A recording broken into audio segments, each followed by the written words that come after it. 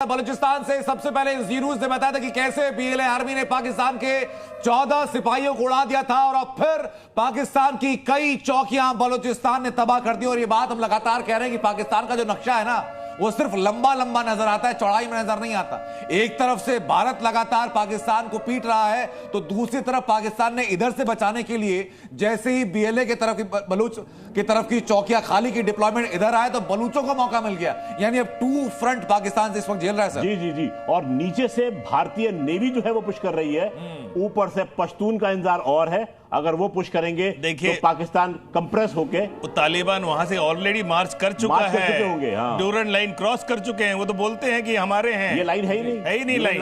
मैं तो कह रहा हूं सर, इस बार जो एलओसी की भी नई लाइन, नई सीमा खींचने की तरफ भारतीय सेना लगातार बढ़ रही है। जिस तरीके से पाकिस्तान के हर एक शहर को लगातार अटैक पर लेकर के खत्म कर दिया जा रहा है और अपडेट लगातार न्यूज़ आपको बता रहा है। इधर भारतीय सेना, भारतीय थल सेना, भारतीय वायु सेना जो एक्शन ले रही है उसकी पूरी अपडेट। तो उधर से बीएलए ने क्या एक्शन कर दिया है पाकिस्तान के ऊपर, कैसे पाकिस्तान की चौकियों को निशाना बना लिया, ये भी आपको हम बता रहे हैं। यानी कि मिनट दर मिनट पाकिस्तान की जो तबाही की तस्वीर है वो और ज्यादा भयानक, और ज्यादा खौफनाक, और ज्यादा विभत्स लगातार होती जा रही है। और सुबह होते होते जैसे कि अभी खबर यह है कि पिछले 3 घंटों के अंदर पाकिस्तान की तरफ से जो हमले करने की कोशिश की जा रही थी उसकी इंटेंसिटी एकदम से कम हुई है। सुबह होते होते वो खत्म नहीं होगी। और जैसा कि संभावना जताई जा रही है कि इस पूरे वॉर फ्रंट का जो मेन कल्प्रिट है, जो कि जिसने कि अपने निजी स्वार्थ के लिए, निजी एजेंडे के लिए पाकिस्तान को इस गर्त में धकेला, आसिम मुनीर को हटा दिया गया है।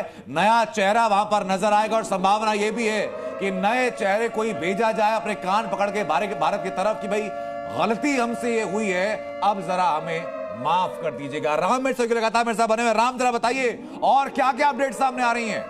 बिल्कुल, अपडेट बहुत बड़े हैं। लाहौर की स्थिति अगर आप देखेंगे, कुछ नई तस्वीरें जो सामने आई हैं, कुछ देर के बाद हम वो भी दिखाएंगे।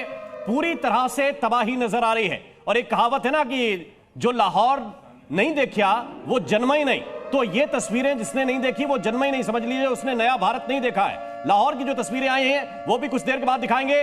कराची में एक एक करके 12 धमाके सुने गए हैं और ये 12 के 12 धमाके जो किए हैं वो इंडियन नेवी ने किए हैं। पूरा का पूरा बंदरगाह तबाह किया गया है। इस वक्त ये जानकारी मिल रही है, कराची में एक के बाद एक 12 धमाके किए गए हैं। ये बड़ी खबर इस वक्त आपको बता रहे हैं। बलूचिस्तान में बलूच लड़ाके लगातार कार्रवाई कर रहे हैं। इन सबके बीच बड़ी खबर यह है कि जम्मू कश्मीर के एलजी से गृह मंत्री अमित शाह की बातचीत हुई है। शाह ने सुरक्षा के हालात पर जम्मू कश्मीर के उपराज्यपाल से चर्चा की है, उनसे बात की है। लगातार गृह मंत्री अमित शाह अलग अलग अधिकारियों से, डीजी स्तर के अधिकारियों से चर्चा कर रहे हैं और शाह सुरक्षा के हालात को लेकर अपडेट भी ले रहे हैं। रावलपिंडी से अपडेट सामने आ रही है। रावलपिंडी में भी भारी तबाही देखी जा रही है। यानी पाकिस्तान के हर बड़े शहर में सिर्फ और सिर्फ मलबा गिना जा रहा है। राम, बिल्कुल, हर शहर में मलबा गिरा जा रहा है और यह तादाद बढ़ती जाएगी, क्योंकि सियालकोट में भी यह जानकारी थी कि तकरीबन सैकड़ों गांव खाली कराए गए हैं। और उसकी वजह यह है कि इतना विध्वंसक यह हमला था